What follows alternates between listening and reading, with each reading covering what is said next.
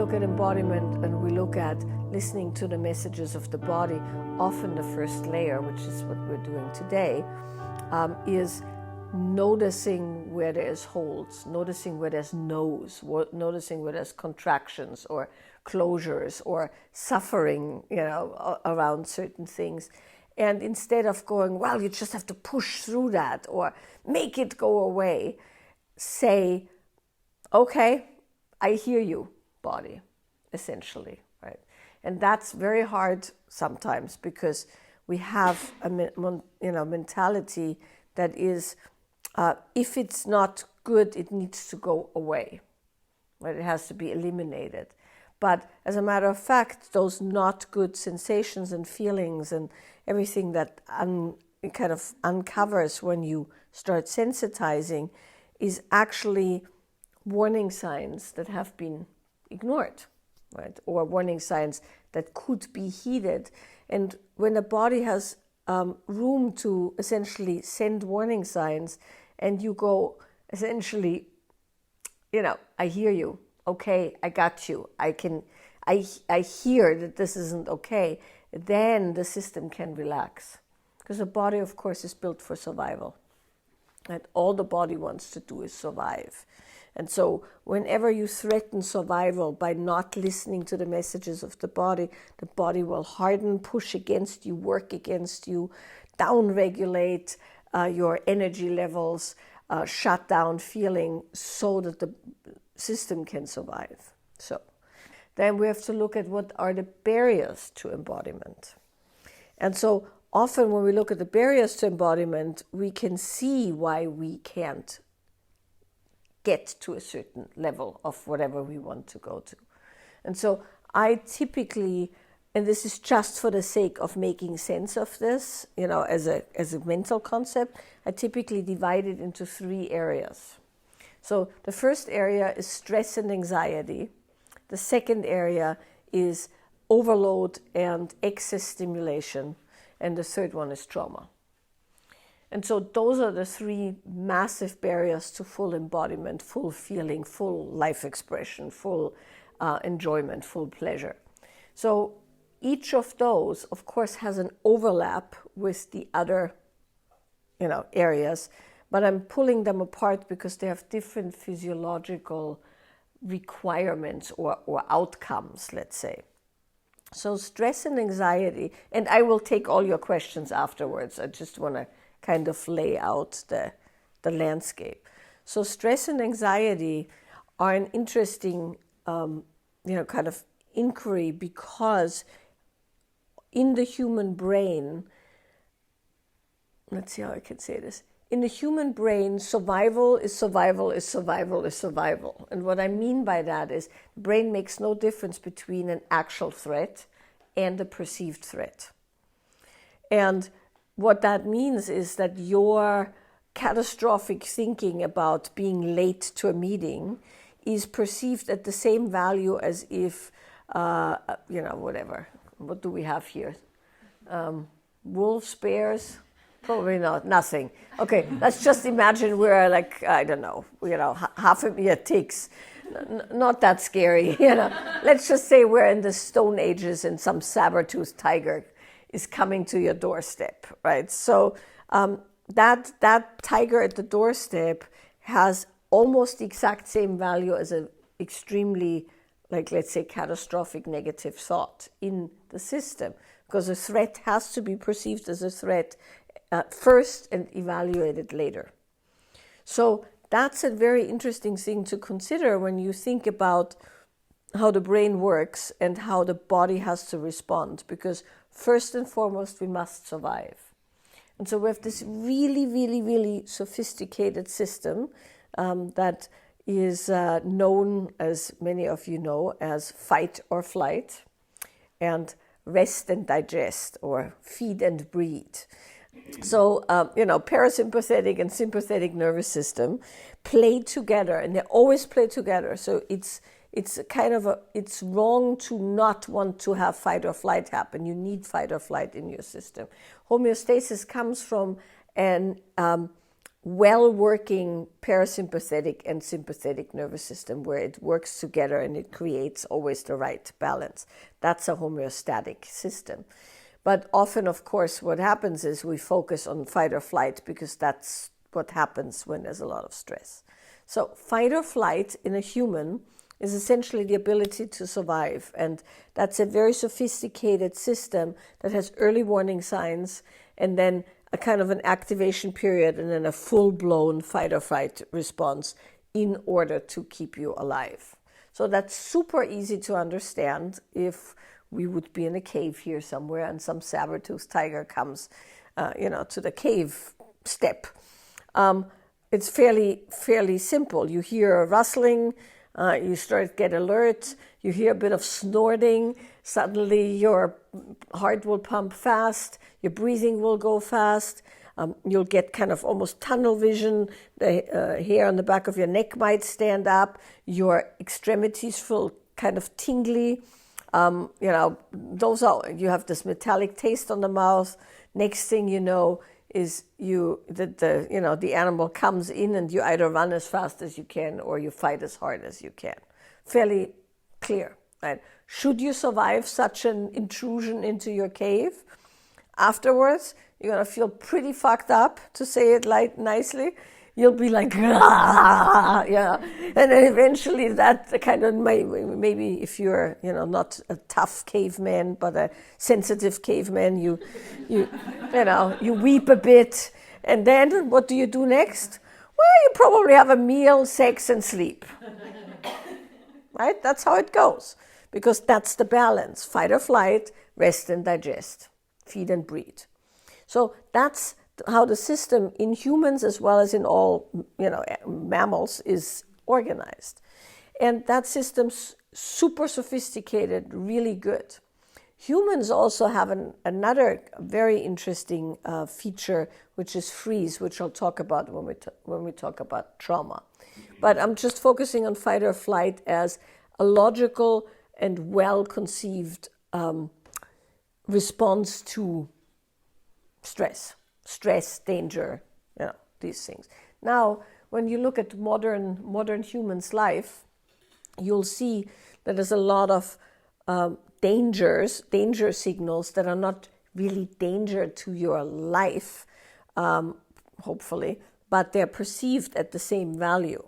So what that means is all the stressors that are happening all day are accumulating as if it's a saber-toothed tiger. And over a certain limit of those stressors, you're essentially going to have the same reaction as you have when you're in real stress, meaning your heart starts pumping fast, you get high blood pressure, you get tingling extremities, you're starting to breathe a lot and shallow, your eyes go into full focus, and most importantly, and this is very, very important when we talk about human stress in modern age, most importantly for most of us, our, let's say, rational thinking function is impaired or completely eliminated. And this is really, really important to understand. In a moment of saber-toothed tiger hits the doorstep, the last thing you need is executive function in your mind, because that's too slow. Shall I attack this tiger from the right or the left? Would it be my club or an arrow? You're dead, right? So, and that thing where essentially your rational thinking is cut out makes stress and with that anxiety so very difficult. So anxiety is essentially the physiological result to chronic moment-by-moment stress, let's say, signals. So some of you have heard this before, of course, because I talk about it in the nonlinear teacher training in detail, but I devised kind of a simple way for my clients to understand this, because I used to have loads of people with heavy anxiety when I still did loads of private sessions.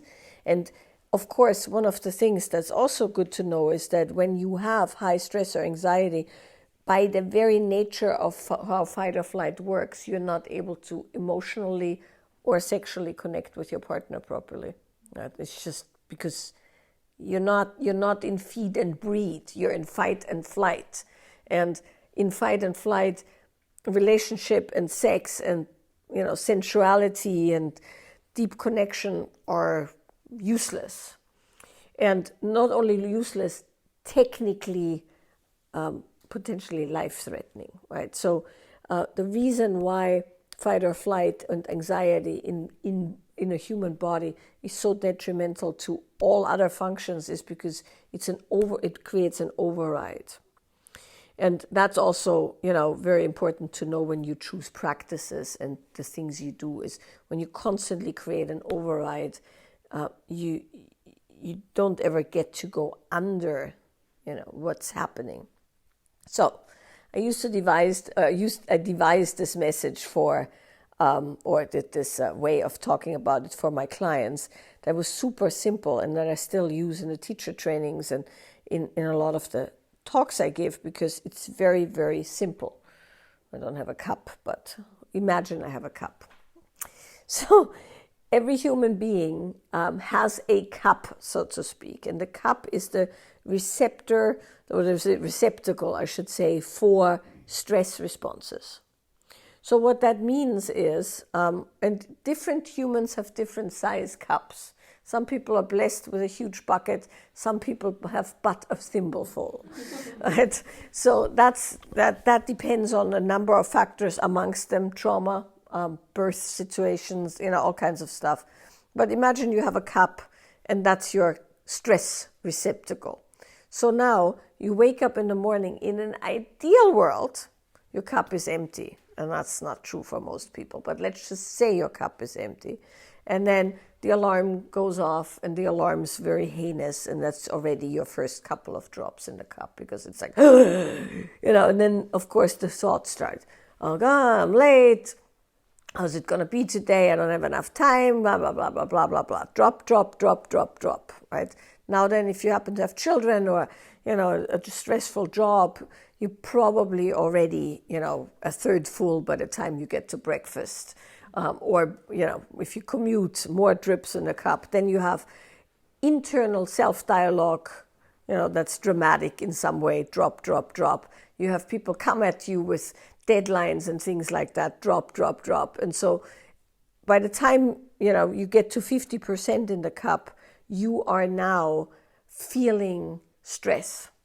So the beginnings of fight or flight, faster heartbeat, faster pulse, shallow breathing, reduced ability to have, big global thinking, tension in the body, bracing, all of those kind of things. If you get over 75%, you'll be in anxiety territory. And then you're really feeling it. And then if you get to 100, you'll have a panic attack or a full fight or flight event, which feel pretty much the same. So that said, when you look at what can you do about that, right, there's 3 ways to go. One is emptying the cup, and emptying the cup can be done, let's say, acutely, because you can feel that it's getting too bad, regularly in a certain kind of preventative way. Those are your 2 options. So what are the cup emptying activities? Everything you've ever heard about stress relieving activities is a cup emptying activity.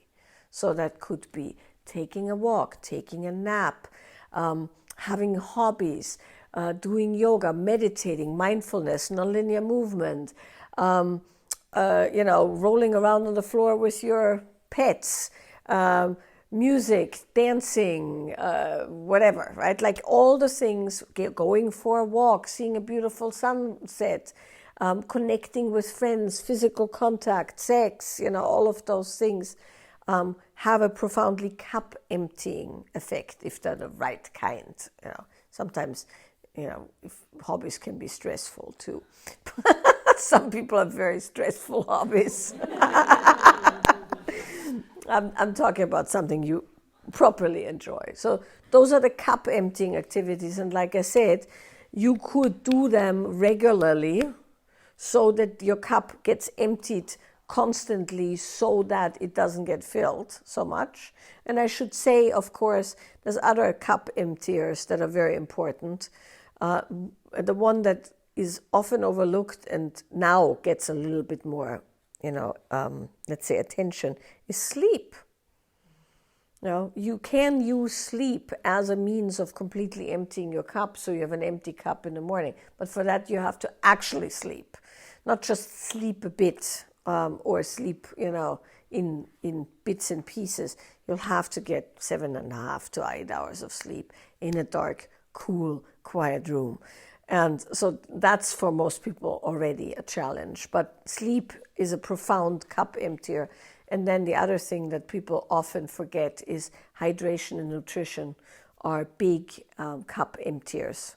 You can manage anxiety a lot more when you manage your blood sugar as it correlates with anxiety. That's a whole other science that I can get into, but not now. There's also, circadian rhythm regulation, sunlight exposure, and so on and so on. There's like very intricate processes that also affect your hormones, sex hormones and adrenals. But so that's the cup emptying realm of things. The other one, and the second one, is reducing the drippage in the cup. So reducing the drops in the cup, and by the way, this is all in my book. So if you're making copious notes, it's all written down in the book. So you can look at it in fine detail there with all the different practices and everything. But the reducing drops in the cup is essentially creating lesser stress stimulus. So that could be anything from having a less aggressive alarm clock to less of a commute or a less stressful work, working on negative self-talk, working on reducing stressful situations and everything that comes with it. And then the third strategy, this is one that we are employing here as well, is getting a bigger cup, right? And getting a bigger cup only works if you only attend to the other two strategies, but you can increase capacity and you can get a bigger cup, so to speak. And so some of the things that we're doing here are bigger cup activities, amongst other things. So how do you get a bigger cup? Relaxation, release, and practice. Those are the three things that will give you a bigger cup. If you relax more, there's more space available in the cup, of course, if you imagine, the relaxation like a muscle relaxation. Essentially, releasing is cleaning the gunk out of the bottom of the cup. That's, another way of increasing capacity. And then the third one is to essentially make the cup bigger by intensifying your practice, either in duration or in intensity. So those are the three things you can do for capacity building. So that's stress and anxiety. That's one big barrier to embodiment. The next one is what I call overload or excess stimulation.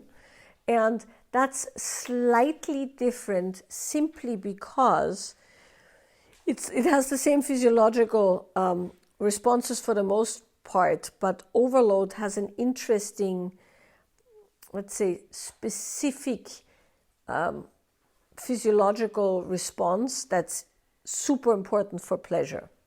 And so in overload, what essentially happens is there's too much going on.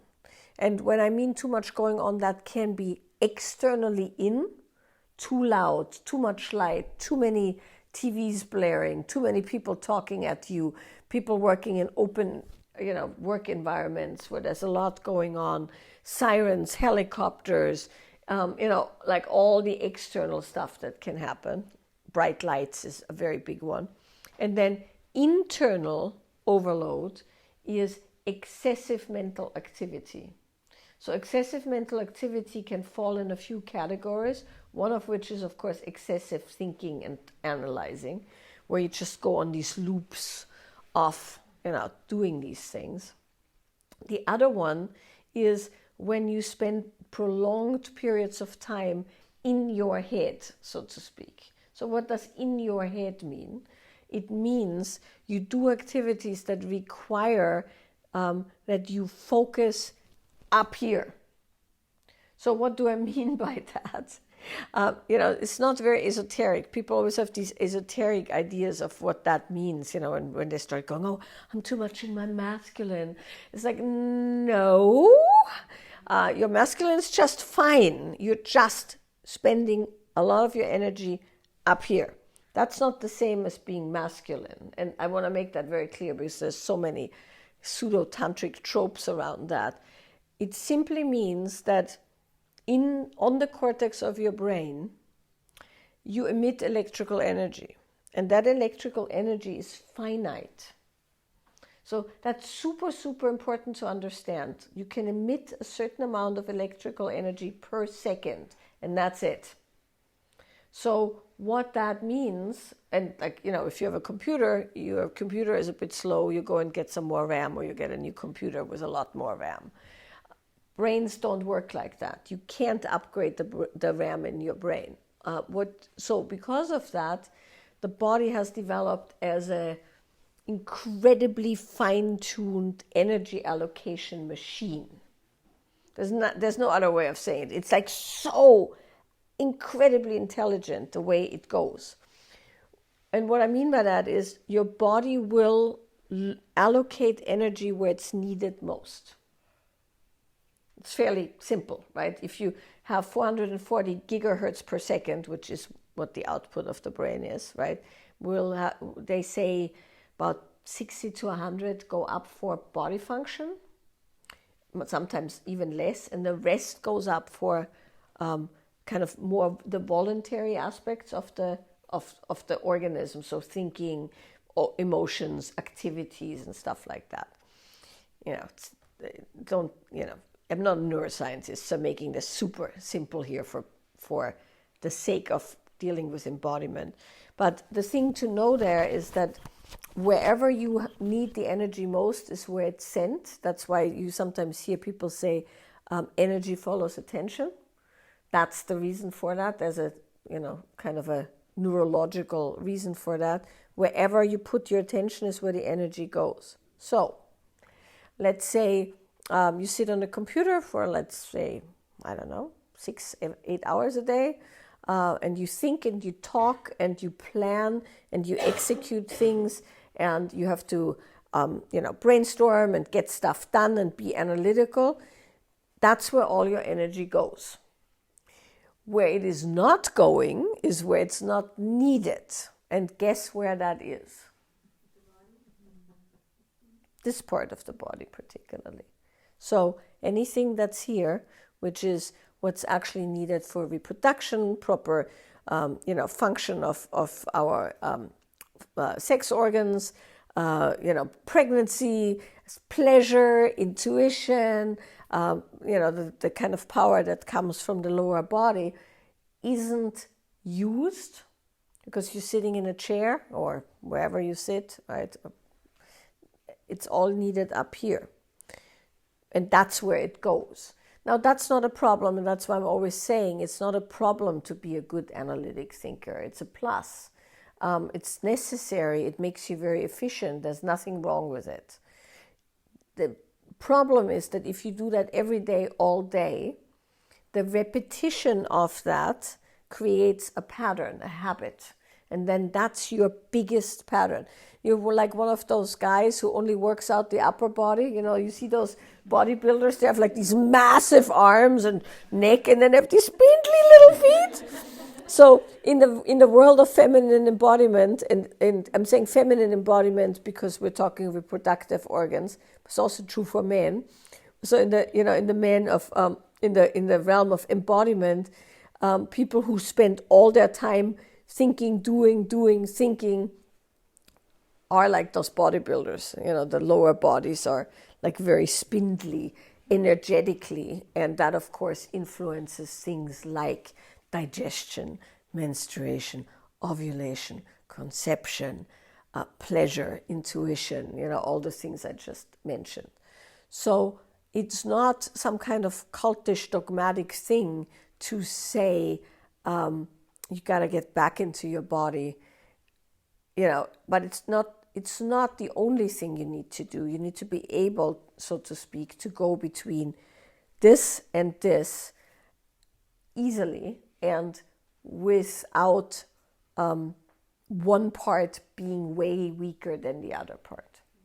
So often when we do embodiment practices, what we're doing is we're counteracting the strong, let's say, upper realm, upper body mental doing activity that's well developed.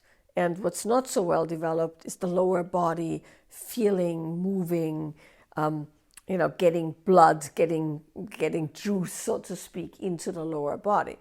And that can be practiced as much as the other thing can be practiced. And in an ideal world, you practice both, so you're actually capable of doing both. And you can go back and forth between those two. Because I have such deep-seated trouble with the terms masculine and feminine these days, I call it go and flow, because that describes it a lot less dogmatic, right? So you have a go mode and a flow mode, and most people have a much more activated and well-trained, well-worked out go mode than flow mode. So how does this go with overload and barriers to embodiment? Well, if you do this all the time and you do it with a lot of pressure and stress and tension, because typically the things that are go are oriented towards a certain kind of a push. Doesn't have to be, but often that's the case.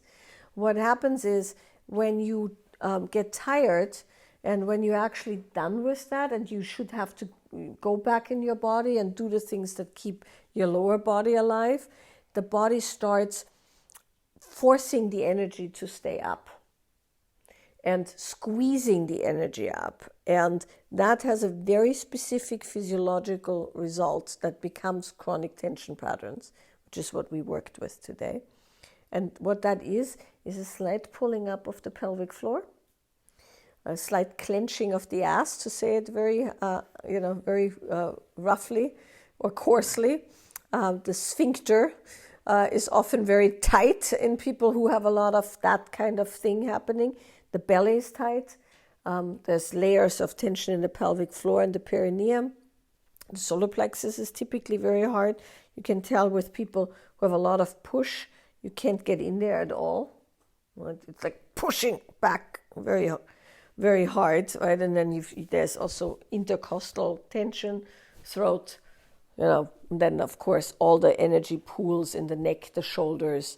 And you see that certain kind of a tightness that becomes chronic. And that tightness that's chronic comes from the body having to really work hard to squeeze all the energy up and keep it there, because it's not natural for the energy to stay there. But so if you habitually train for that kind of energy distribution, on top of all the fight or flight responses, you also get this horribly tight pelvic floor and, like very unfeeling hip, belly kind of situation. And so when we look at barriers to embodiment, we look at that as a function of overly trained upper body energy distribution, so to speak. It's not a problem, actually. You can reverse it fairly easy. And thankfully, because it's so natural to be embodied, typically it's much easier to train for embodiment than it is to train for disembodiment or, mental embodiment. So that's the second one. And then the third one is trauma. And when I talk about trauma, I'm essentially talking about an injury that necessitated a response. That's how I define trauma when I teach it. And what I mean by that is anything that injured you that you had to cope against or respond to.